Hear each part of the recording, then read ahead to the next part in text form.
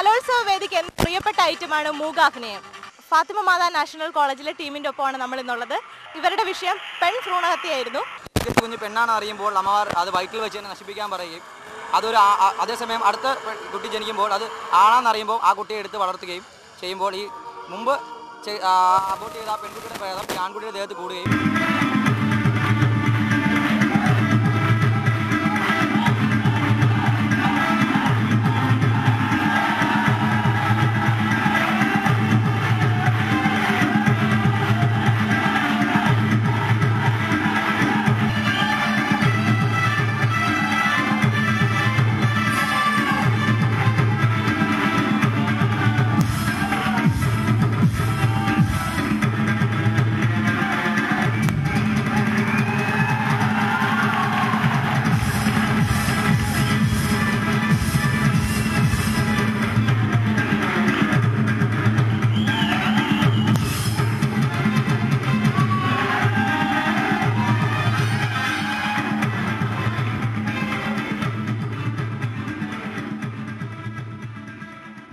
കലോത്സവ വേദിയിൽ നിന്ന് ക്യാമറാമാൻ ജയമോഹൻ തമ്പിക്കൊപ്പം രേവതി.